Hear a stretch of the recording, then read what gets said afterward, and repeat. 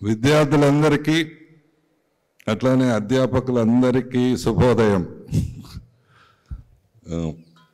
So ఇప్పటిదాకా ఈ పూజ మీ తరఫున జరిగింది. కారణం మీకు తెలిసిందే, మీరు బాగా చదివారు, చాలా బ్రహ్మాండంగా చదివారు సంవత్సరం అంతా. కానీ దాంతోపాటు దైవ బలం కూడా ఉంటే, తోడైతే ఇంకా చాలా బ్రహ్మాండంగా ఉంటుంది. బాగా మీరు పరీక్షలు రాయగలరు, ధైర్యంగా రాయగలరు, అంతకంటే మించి ఆరోగ్యంగా ఉండగలరు అని నమ్మకంతో ఈ పూజా కార్యక్రమం అంతా నిర్వహించాం. ఇది ప్రతి సంవత్సరము పరీక్షల ముందు జరిగే కార్యక్రమం. ప్రతి సంవత్సరము మీలాగా విద్యార్థులు గొప్పగా పరీక్షల్లో రాసి బాగా ఉత్తీర్ణులవుతున్న పరిస్థితి. అందుకని ఈ కార్యక్రమం అంతా నిర్వహించడం. మనం ఎంత శక్తివంతులైనా కావచ్చు, ఎంత బాగా అయినా కష్టపడవచ్చు, చాలా చాలా ఎంత తెలివైనా ఉండొచ్చు.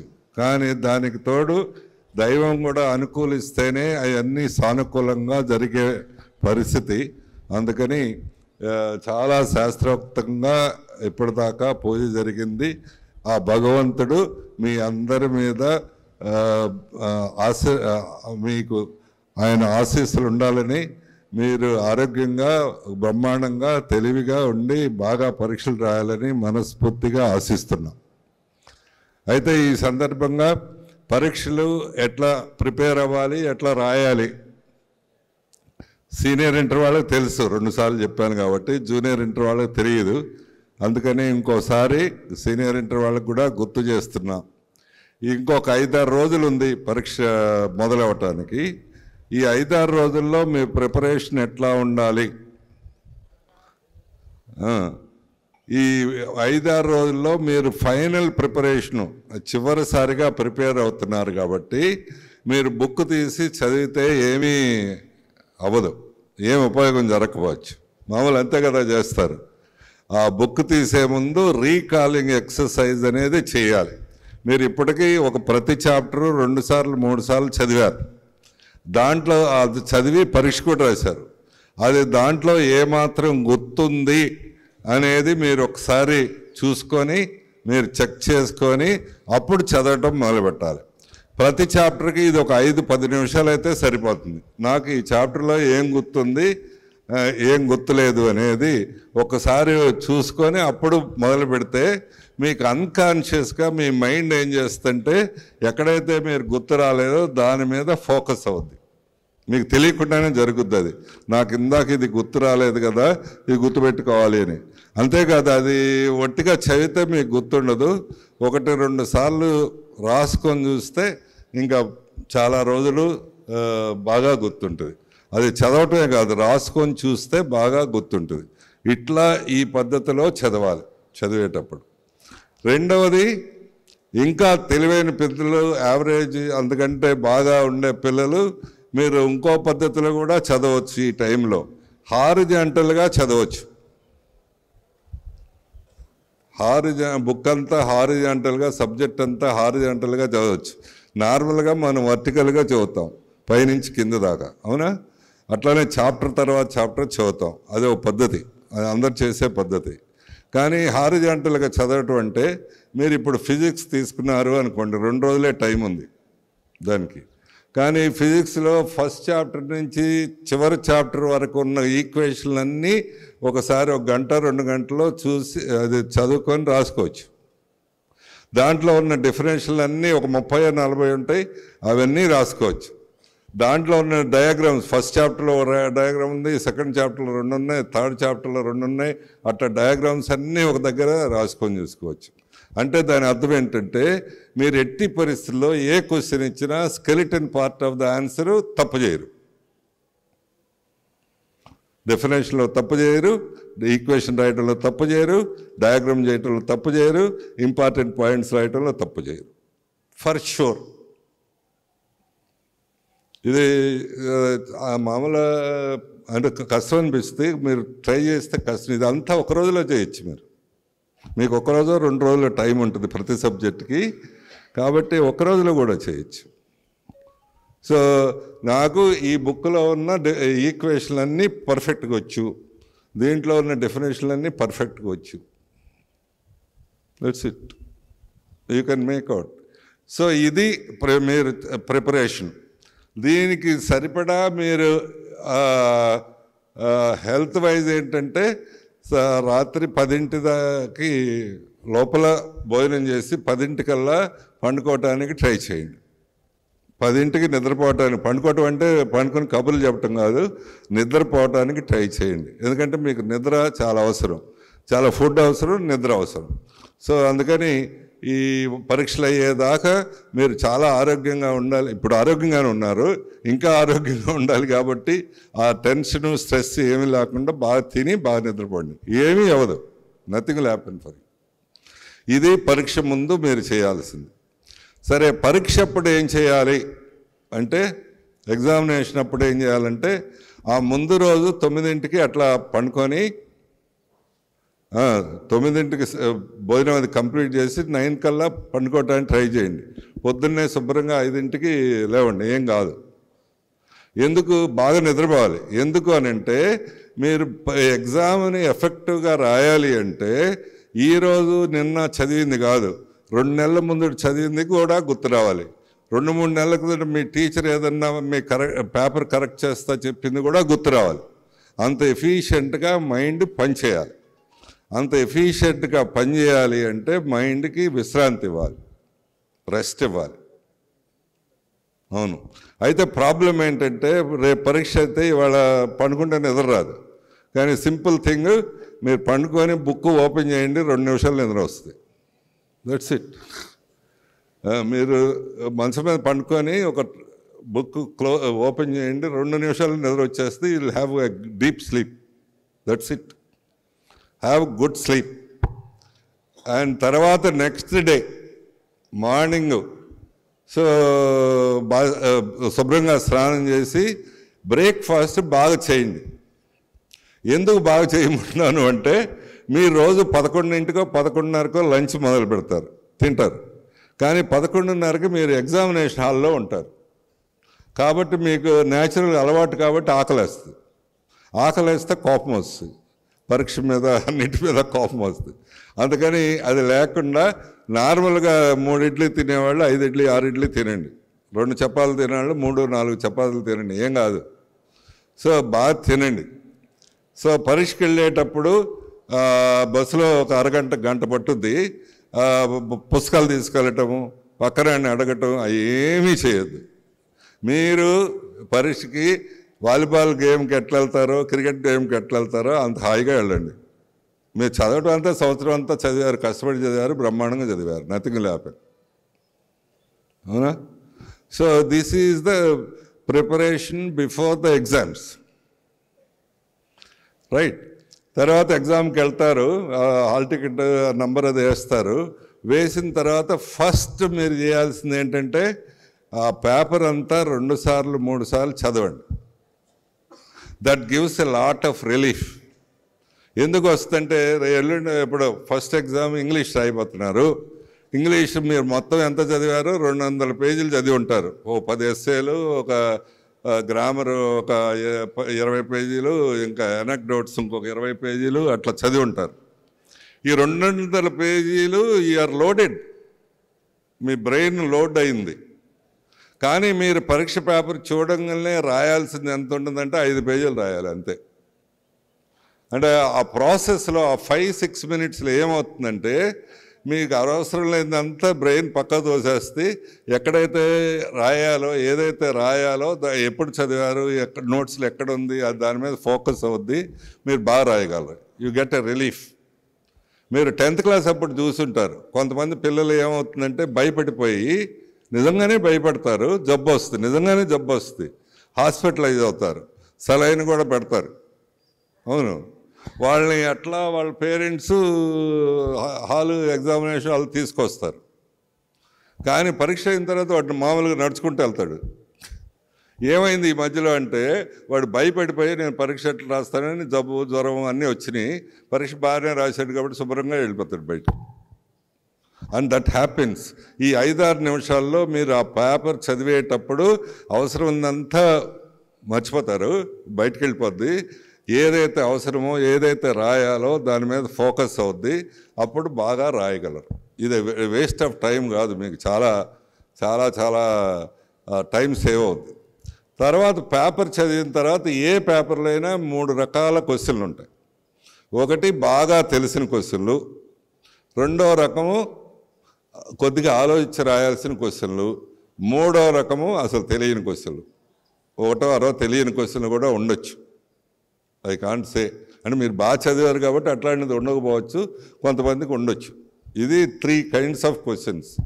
మీరు శుభ్రంగా తెలిసిన క్వశ్చన్లు అన్నీ రాయండి. 1 మార్క్ 4 మార్క్ అయితే మధ్యలో ఖాళీలు వదిలిపెట్టి రాయాల్సిన దానికి వదిలిపెట్టి మిగతా తెలిసిన క్వశ్చన్లన్నీ ముందు రాయండి. రాసిన తర్వాత కొద్దిగా ఆలోచించి రాయాల్సిన క్వశ్చన్లు 2 సార్లు 3 సార్లు ఆ క్వశ్చన్ చదవండి. చదివితే you are giving some time to your brain.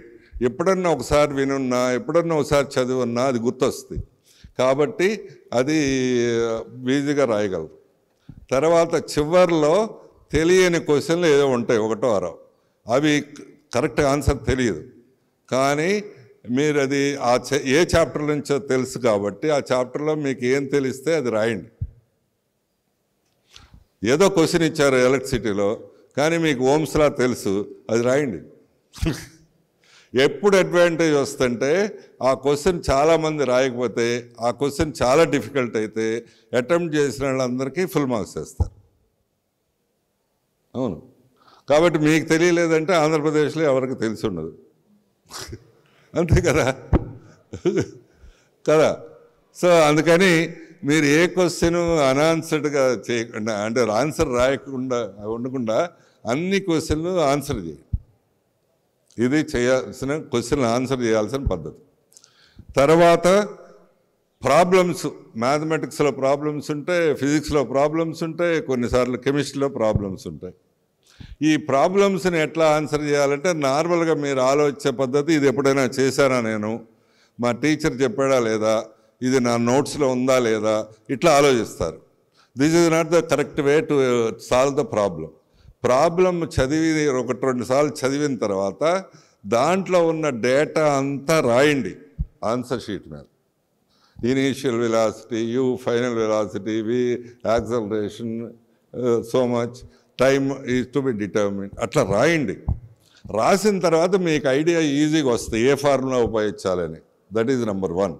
Number 2, మీరు అంత అటెంప్ట్ చేసి ఏదన్నా తప్పైనా, సో ఆ ప్రాబ్లం ఇచ్చేటప్పుడు ఏదన్నా ప్రింట్ మిస్టేక్ అట్లాంటిది ఉన్నా సరే you may get full marks.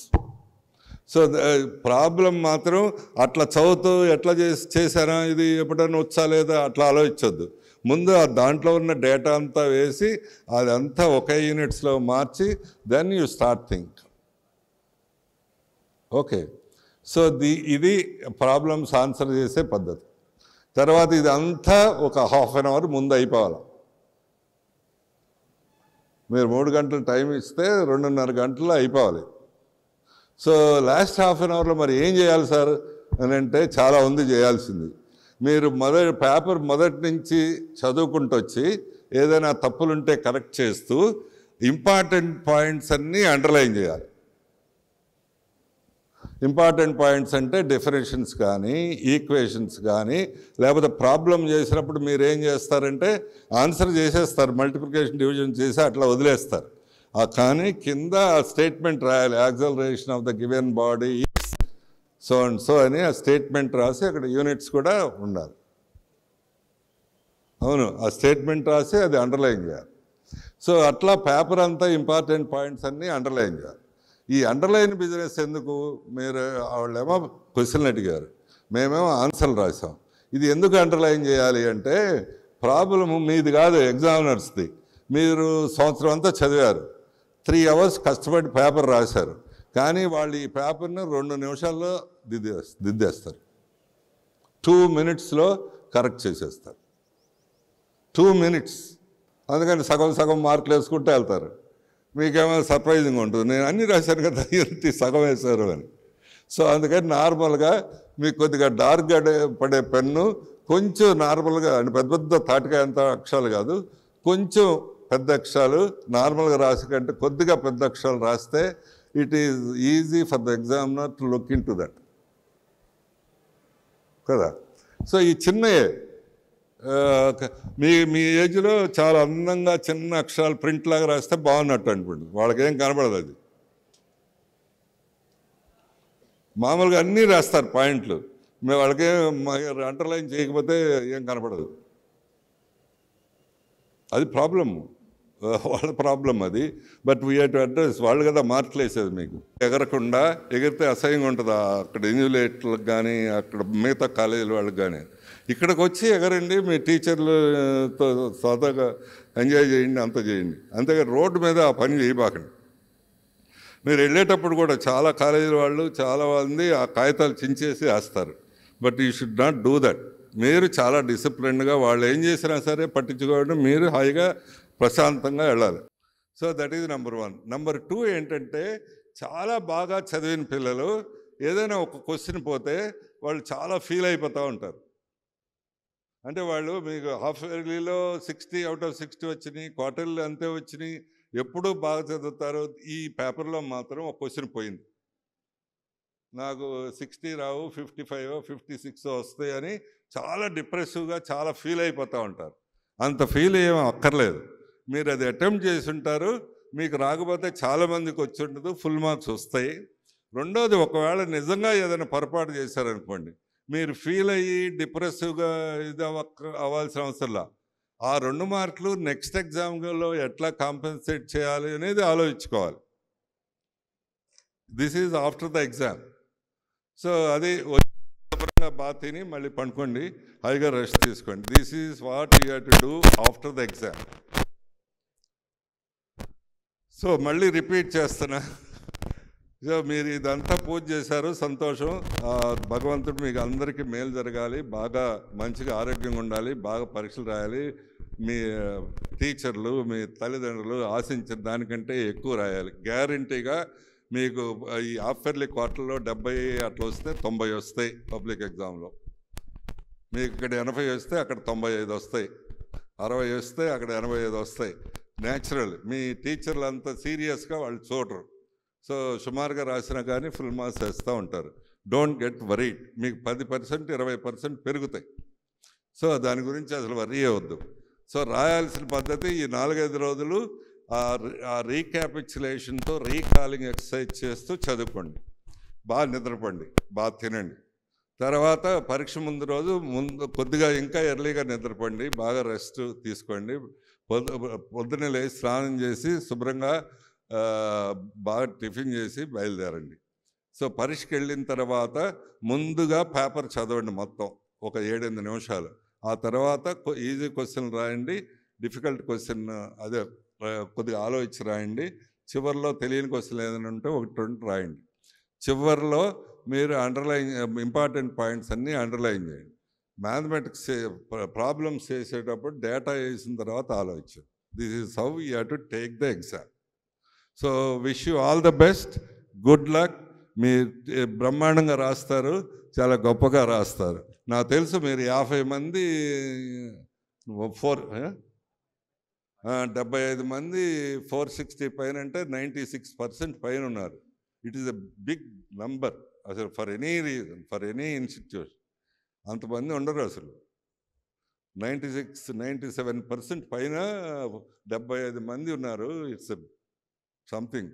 మామూలుగా ఇంటర్మీడియట్ కూడా ర్యాంకులు వస్తే ఒక 40 ర్యాంకులు వచ్చాయి ఇక్కడే. So okay. So wish you all the best, good luck. Thank you.